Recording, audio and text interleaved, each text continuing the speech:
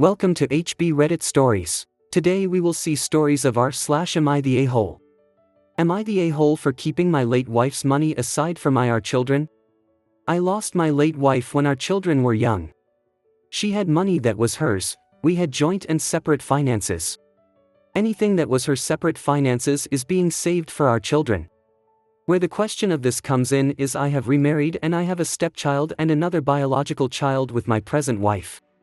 She was always aware that I consider this money for the children I had with my late wife only. But recently she feels it's unfair because they have money set aside for the future that will at least help get them started after they turn 18, while we sometimes had to make sacrifices due to inflation, etc. The latest thing was my stepdaughter wanted to join these dance classes that would help in her dream of professional dancing. We could not afford those specific dance classes. My wife was upset. She wanted to do this so badly for my stepdaughter. And for those who'll ask, the bio father is not in the picture and has not been found so he can pay child support, and yes, he was searched for on more than one occasion, but my wife has no idea where her ex is. She wanted to know why there's money set aside for just two of the kids for their future instead of using it now to make our lives easier. I told her my late wife wanted this for them and I believe the money should be spent on my children with my late wife anyway. I told her we still had a good life. We just didn't have all the luxuries. And like a lot of families, we struggled when inflation hit, but we were still doing good. My wife cannot access this money, by the way, and I know that will also be asked. I also have arrangements made in case something happens to me. My wife then said that we could pay for extracurriculars for all 4 kids out of the money and have that off our minds and we could get back to saving, etc. I said no. She told me I'm acting like my late wife had left a will with instructions, which she didn't, and she also accused me of treating my stepdaughter and my youngest child like they are less deserving. I said the money is not mine. It was my late wife's and it will be our children's, and that my wife should stop treating it as anything else. She told me I'm being very unreasonable. Am I the a-hole? Top comments. Not the a-hole. The inheritance from your deceased wife was a premarital asset. It's not in our money pot. It's in my money pot, and you have been saving it for the children you had with your first wife. Your wife doesn't have to like it, but it is what it is. She's not entitled to use the money. Not the a-hole, and just wrap the money up in a formal trust for your 2 children whose mother passed. Have it time limited at 25 when they get it, and from 18 for only education.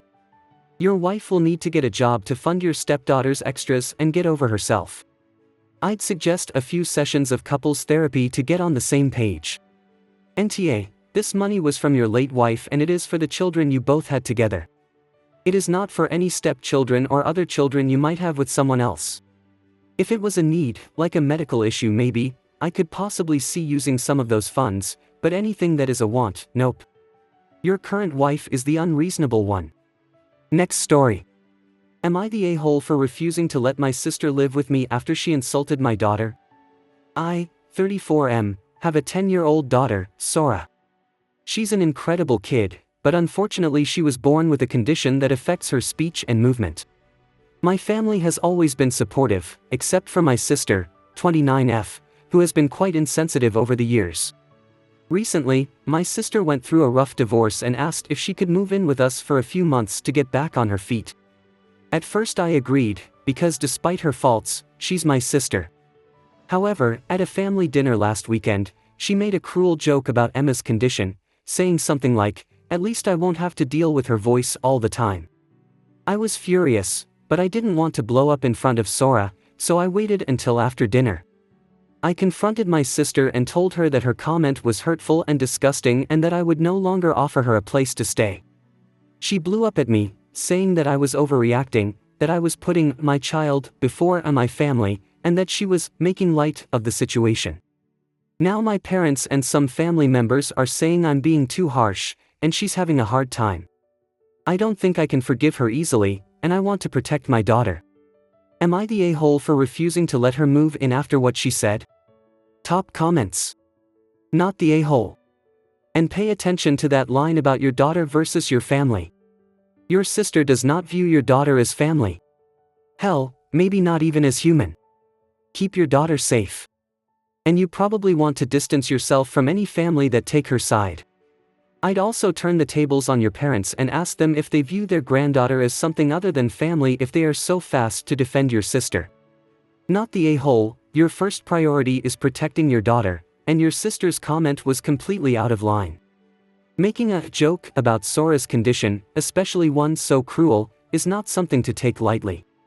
You did the right thing by setting boundaries and refusing to let someone who disrespects your child stay in your home. Your family should understand that. It's not about putting one family member over another, it's about protecting your child from hurtful behavior. Next story. Am I the a-hole for refusing to go to my sister's wedding after she disrespected my late wife and demanded a family heirloom? I, 32F, lost my wife, Lily, 30F, 2 years ago in a drunk driving accident. Losing her shattered my world, and I've been trying to pick up the pieces ever since. My family, though, has never really understood what I've been going through. To be honest, they never fully accepted my marriage to Lily in the first place. When we got married, my grandma gave me a necklace that's been passed down in our family for generations. It's a tradition that the women in the family get it when they marry, and it meant the world to me because it felt like one of the few times my marriage to Lily was actually recognized as real. Since Lily passed, my sister Emma, 28F, who's always been the golden child, has been eyeing the necklace. She's getting married soon and recently mentioned how, now that I'm not really married anymore, I should pass it on to her. That was hard to hear, but what really broke me happened last week at a family dinner. We were talking about her wedding, and she made a joke about setting me up with one of her fiancé Luke's, 35M, friends. I felt uncomfortable, but tried to brush it off. Then she said, "At least Lily won't be there to haunt you if you hook up with someone." I couldn't believe she said that. I didn't even know how to react, I just sat there. Later, when I told her how hurtful it was, she rolled her eyes and told me I was being too sensitive, that I needed to stop being so depressing and lighten up. Then she brought up one of her bridesmaids, Sarah, who had a crush on me even when Lily was alive, and suggested I have some fun with her at the wedding. As if my wife hadn't mattered. I told her there was no way I could come to the wedding if that's how she feels about Lily and my grief. Things escalated from there. Emma accused me of being dramatic and said I was ruining her big day over one little joke. My parents took her side, saying I should just let it go and show up to support my sister.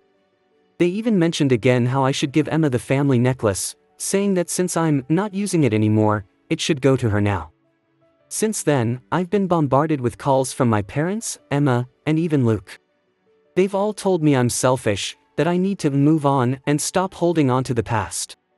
Luke even said I should be grateful my family didn't disown me when I came out, as if I owe them something for barely tolerating me. Now, I'm questioning everything. Am I being unreasonable for not wanting to go to her wedding after all this? Part of me wonders if I should just suck it up and go, but another part of me can't believe how little my family seems to care about Lily, or me, for that matter. Sorry if this is a bit rambling, I've had a few drinks and I'm still trying to process everything. There's more to this, but I'm running out of space. Am I the a-hole for refusing to go to the wedding and keeping the family necklace, or should I just give in to keep the peace? Top comments. Not the a-hole. Please put the necklace in a safe deposit box at a bank so no one can steal it from you.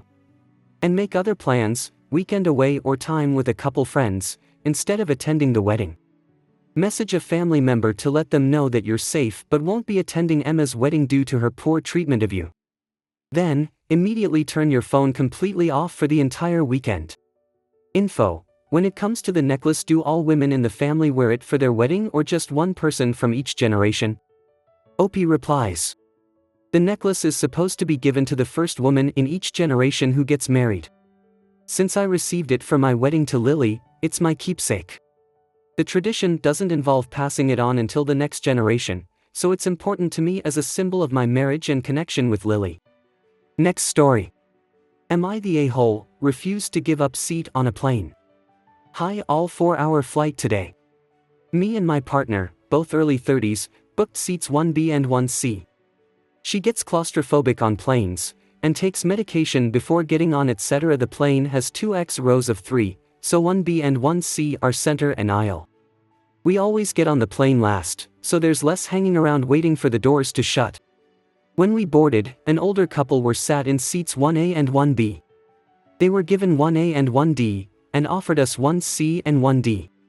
We politely refused this offer, and explained that we'd booked 1B and 1C as we wished to sit together. Flight attendant then jumps in, and tries to persuade us to give up our seats. Explains that one of the couple is disabled.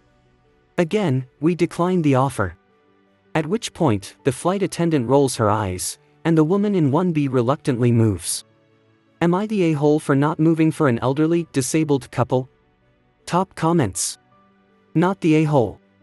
If they needed special accommodations, they should have addressed that with the airline. People will do things like this and hope you're too afraid of looking like a jerk and won't make them move back to their booked seat. I had someone try to do this to me once time with an exit row seat I had booked, and paid extra for. I have switched with people before upon request, but I have a rule that if you take my seat before you ask me if you can switch seats with me, then the answer is always going to be a no. Not the a-hole. You and your partner booked those seats in advance, they are yours. If the elderly couple needed special accommodations, they should have figured that out in advance while booking. Your partner's anxiety also is something that needed accommodation. In this case, sitting with her to help keep her calm probably made the experience much less terrifying for her. Not the a-hole. You booked specific seats and you were 100% entitled to use them. I wish flight attendants would quit asking people directly if they are willing to switch seats and instead ask if anyone would be willing to switch seats so others can sit together. When asked directly and you decline, it just gets awkward. Next story. Am I the a-hole for ditching a wedding that I, F20, was the maid of honor in because the bride, F22, tried to set me up with the best man, M28? I was supposed to be the maid of honor at a wedding a few weeks ago. I ended up just leaving and going home to my boyfriend of 6 years after the bride and groom tried to set me up with the best man. When my friend got engaged last year, I was excited for her and even more excited when she asked me to be the maid of honor. As invites went out though, she asked me to not bring my boyfriend to the wedding. I was really upset about that, but my boyfriend talked me down, telling me that weddings were expensive and they were probably trying to keep the guest list down and they didn't really know him, so it would be fine for me to go without him. That made sense to me, so I didn't say or do anything after that and just continued with helping as I could as the maid of honor. Nothing else really concerning happened again until a couple of days before the wedding. The bride asked me to give the best man a ride to and from the wedding, which was about a 4 hours drive. I thought it was just part of it as he was a veteran and had his own issues surrounding that. So I gave him a ride up to the Airbnb that we were staying at before the wedding. The whole time he tried to make conversation that was just weird to me, and I was just not into it and just trying to my best to be nice to him. At the Airbnb with everyone, I immediately noticed things were off. All of the other bridesmaids had their boyfriends there and things were really awkward when I found out I was in a room with the best man. The next day before the rehearsal dinner, the bride and groom cornered me in a room to say that the best man was an incredible guy and that I was blowing him off without really giving him a chance. I told him, well, of course not, I have a serious long-term boyfriend which y'all specifically told me not to bring. Then the bride cut in and told me, well, that really isn't that serious since he hasn't proposed in so long. I argued back that was because we were both still in school. We continued arguing for a little while before I finally just said, forget, I'm going home. I got called all sorts of awful names going out of the room and packed up and left. I got a lot of calls on the way home which I ignored until my boyfriend called. Apparently the bride called him and told him I just left for no reason, and he called to check in on me. I told him everything that had happened and he was kind of dumbstruck by it all. Anyways, after the wedding I've had the bride, the groom and a lot of their friends call or message me telling how horrible of a person I was for just leaving the night before the wedding for no reason. None of which were receptive to my side of things, and it's starting to worry me that maybe I overreacted by just leaving like that. Anyway, am I the a-hole? TLDR, left a wedding because the couple-to-be were mad I wasn't giving the best man a chance even though I've been with someone else since I was 14. Edit. I started dating my boyfriend in high school. He's 2 years older than me. My friends don't really know my boyfriend since he doesn't go to the same school as us, and when we do see each other it's usually halfway between our schools. Top comments. Not the a-hole. This is so bizarre and I feel bad for the poor best man who probably has no idea OP has a boyfriend. But even if she was single and it was a legitimate setup, I find is so creepy that Opie was expected to share a room with a man she doesn't know, and she wasn't even told about it first. There is also a pretty decent age gap to set a 20-year-old up with a 28-year-old without even telling her it's a setup. And it's hardly shocking that the boyfriend hasn't proposed. 6 years is a long time to be dating, except they would have started going out as kids. They are still young and starting their lives together. Marriage could be years off. Not the a-hole. To be honest, that bride sounds like she was setting you up to cheat on your boyfriend or be sexually assaulted in your room at most. It's freaking unbelievable, and she lost all loyalty from you when she actively tried to F up your life. Knowing she was wrong, she tried to tell everyone that you just left for no reason, tactic of all guilty people to control the crowd and pressure you to apologize. Please tell me your boyfriend does support you in this decision. Don't worry about what these jerk friends are saying to you, because 1, they are jerks, and 2, who wants friends that do this or think what? Opie replies, my boyfriend has told me that I didn't do anything wrong and he's glad I made the decision I did. It's just all the other people who don't know what happened contacting me that are making me feel like I messed up. No reason. I'm sorry to say, whoever you heard that from lied to you. The reason I left is that the bride attempted to force me to share a room with a man other than my boyfriend, repeatedly insulted me and my relationship, and made me feel generally unsafe and disrespected.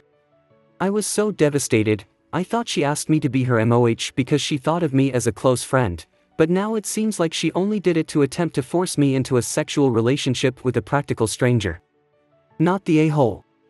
The bride literally doesn't care about your feelings, so you weren't really her MOH, just a prop she was using to further some other goal.